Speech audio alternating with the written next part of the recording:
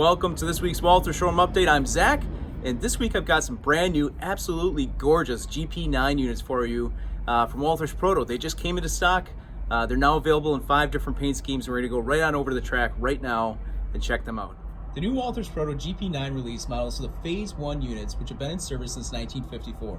It's a very widely used road diesel that handled all types of work throughout their life. And since the last time that we ran the WalthersProto GP9s, the hood was retooled, giving it an accurate contour that really nails the look of this unit. Our first model is this bold-looking Bangor Aroostook scheme in gray, red, and black, as it was seen in service from the late 1970s into the 1990s. As we move over towards the nose, you can see the see-through steps and fine tread on the walkways. There are 2 tall MU stands flanking the drop step. Bars also got this unique, cool-looking angled grab along the nose, right where the right side of the red stripe is at. And at the top of the short hood, you'll see the bell and bracket. Behind that, the Nathan M3 air horn. The Sinclair antenna is mounted on the cab, and while we're on the cab, one quick note, all models in the series come with modular optional winterized cab windows so that you can apply them as you so choose. Along the body, you'll see the handrail features, some bolted cast-style stanchions, and a couple of the other units that you'll see today have the stamped rolled-style stanchions, the Grand Trunk and the Milwaukee specifically.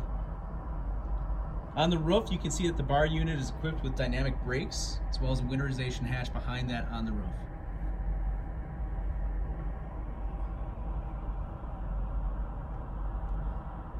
Our Burlington Northern units are decorated in their trademark Cascade green and white, as detailed as they were outfitted for service from the early 1970s to the 1980s.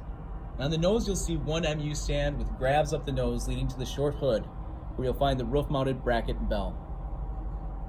Atop the cab from left to right, you can see a Nathan P3 air horn, the beacon, as well as a firecracker antenna. Unlike the Bangor Aroostook unit, the BN locomotive is equipped with a dynamic brake and a winterization hatch.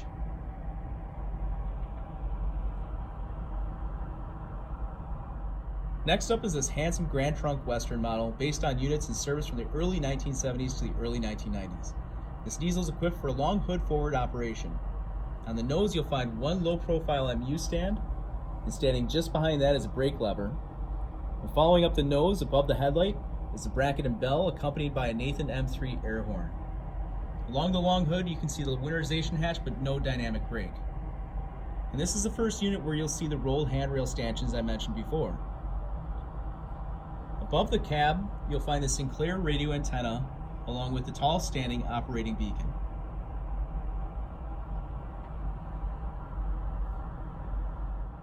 Milwaukee's GP9 unit is a strong-looking machine, decked out in orange and black and detailed for service from 1959 to the 1980s.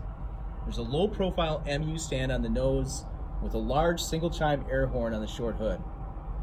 Above the cab, you'll find a centered nail-style antenna. Then behind the cab, past the fans, is another single-chime air horn. The real trademark feature of this unit are the twin spark arresters just in front of the winterization hatch. Fans of Milwaukee Road should be very pleased with this model. Southern Pacific units painted in the Black Widow scheme are equipped as they were seen in service from 1954 to 1965. They're equipped with a passenger pilot that was newly tooled just for this run of SP units. And the nose features one MU stand, blanked out number boards, and a signature Pile National ashcan signal light. Also on the short hood, you can see the steam generator exhaust pipe and a finely detailed wagon wheel style radio antenna. On the cab is a Nathan P3 air horn, and on the long hood you can see the dynamic brakes, and then on the far end there's another Pile National signal light.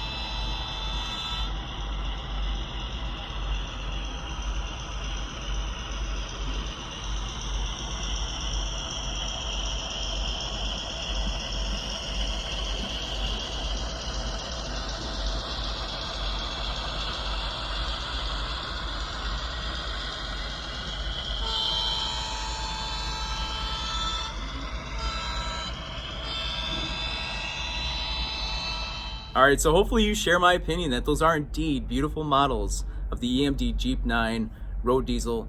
They're gorgeous. Check them out for yourself. They're available in limited supplies. We've actually sold out of all the SP units here at Walthers, so check with your local hobby shop.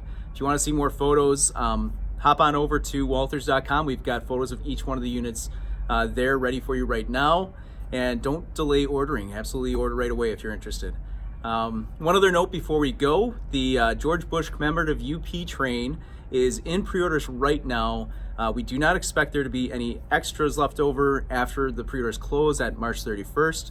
So if you're interested, get your order in. And then those will be coming out later on this fall and winter. So that's our show for this week. Thank you very much for joining me, and then come back in 2 more weeks. We're going to have some brand new WalthersProto 89-foot flush deck flat cars to show you.